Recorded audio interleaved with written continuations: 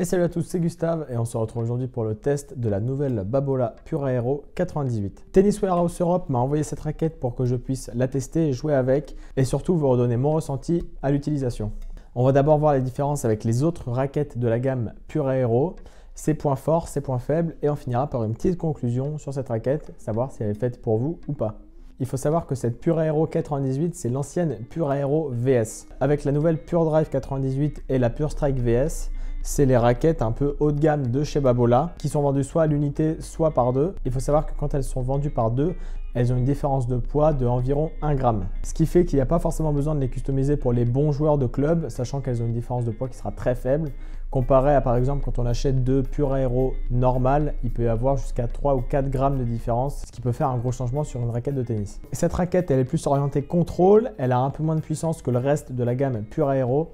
Vous avez ici les caractéristiques techniques qui s'affichent. Le 98 de Pure Aero 98 provient donc de la taille du tamis qui est de 98 square inches ou donc 632 cm². C'est une raquette qui pèse 305 grammes non cordée et environ 320 grammes, 322 grammes avec un cordage dessus. Elle a un équilibre qui est à 31,5, donc on va dire que c'est assez neutre mais quand même un peu en manche. Elle a un swing weight de 327 et elle a 16 montants pour 20 travers. À noter aussi sa longueur qui est de 68,5 cm.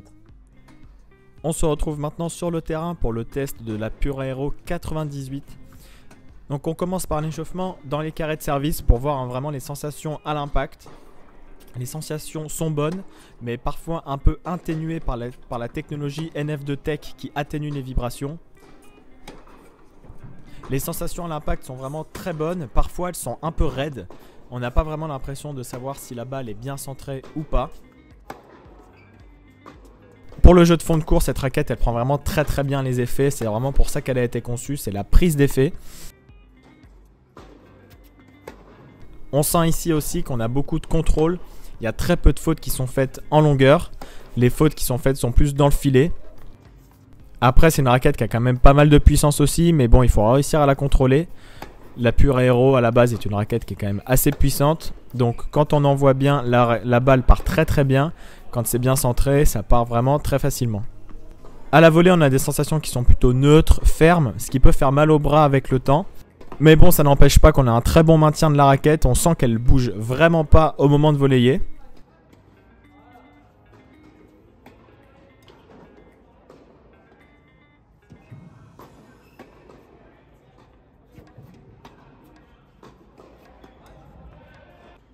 Au niveau du smash, on a des sensations qui sont pures, parfois un peu raides, mais on a une très bonne puissance et une bonne prise d'effet.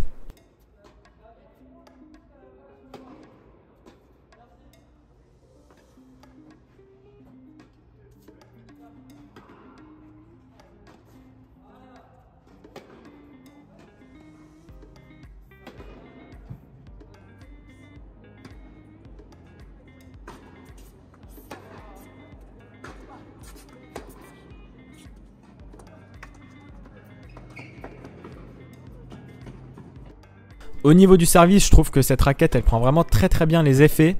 Elle a parfois un léger manque de puissance. C'est dur d'avoir de l'inertie de la raquette. Il faut vraiment en mettre un peu plus dans le bras.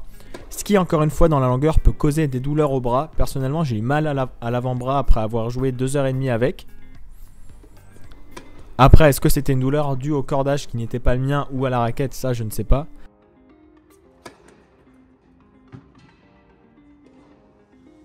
Le point faible de cette raquette au service, je dirais que c'est vraiment la puissance. Ça manque un peu de puissance. Ici, bon, je suis avec des balles neuves, donc ça part tranquille. Mais quand les balles sont un peu plus usées après 30 minutes de jeu, on sent vraiment qu'il faut en mettre beaucoup plus dans le bras pour que ça avance.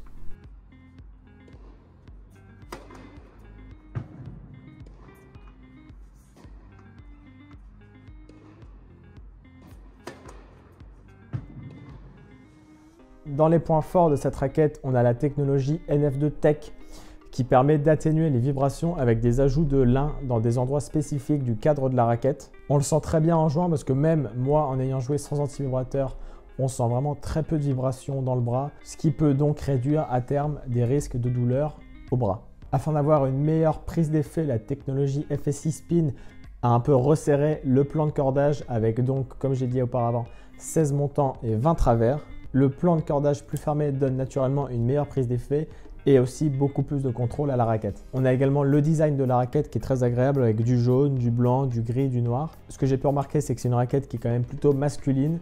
On voit sur le circuit, il y a très peu de femmes qui jouent avec. Chez les hommes, on a Alcaraz, Auger-Aliassime et Rune qui jouent avec. Chez les femmes, il n'y a pas grand monde. Et même dans les clubs, je ne verrai pas beaucoup de filles jouer avec cette raquette. Ça fait vraiment très masculin avec une typo masculine, un peu street art, etc. C'est pas trop fait pour les filles. Dans les points faibles de cette raquette, on a un manque de sensation à l'impact. J'arrive pas vraiment à ressentir si la balle est bien centrée ou pas. Je trouve aussi que la raquette est plutôt dure à l'impact. Au moment de l'impact, on va dire, la raquette est plutôt très ferme, ce qui peut causer à longueur de temps des douleurs au bras. Mais avec l'atténuation des vibrations, est-ce que ça se compense? Il faut voir après sur la durée. La forme du cœur également est très particulière, bien que aérodynamique. Comparé à une Pure Strike ici, qui a une forme, on va dire, beaucoup plus classique. Moi qui ai un revers à une main, c'est beaucoup plus simple d'avoir des prises ici que là. Ici, c'est dur de trouver, on va dire, une bonne accroche quand on est en revers à une main surtout. Après, en revers à deux mains, il n'y a pas de souci, mais vraiment, il faut s'y faire sur les 10-15 premières minutes de jeu. Il faut réussir à trouver un peu la prise et ce n'est pas forcément très naturel dès le début. Cette raquette qui est orientée spin à l'origine, mais avec cette version 98 et ce plan de cordage resserré et également orientée contrôle, on pourrait la comparer aux toutes nouvelles Yonex V-Core qui sont sortis cette année. Mais également chez Wilson, on pourrait la comparer à la Burn ou à la Clash. C'est un peu compliqué de savoir laquelle est plus orientée spin ou contrôle. Elle pourrait également s'apparenter à la dernière Edge Extreme qui est sortie en août 2022 ou encore la dernière Dunlop SX300. Pour conclure, cette raquette, elle s'orienterait pour des joueurs qui cherchent de la prise d'effet mais également du contrôle et qui souhaitent acheter par exemple 2 raquettes ou 3 raquettes qui ont vraiment un grammage qui est peu différent, qui ressentent vraiment une différence lorsqu'il y a un équilibre qui est un peu différent parfois entre 2 raquettes ou alors ou du poids qui est différent.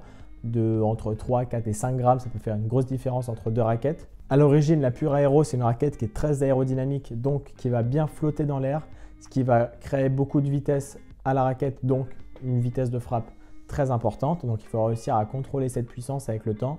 Moi qui de base n'aimais pas trop les Pure Aero, j'arrivais pas à jouer avec. Celle-là me correspondait un peu plus à mon style de jeu, donc avec un revers à une main et de la prise de balto. C'est une raquette qui est vraiment très agréable quand on souhaite attaquer dans le terrain et pourquoi pas finir le point à la volée. C'est une raquette qui est vraiment à essayer.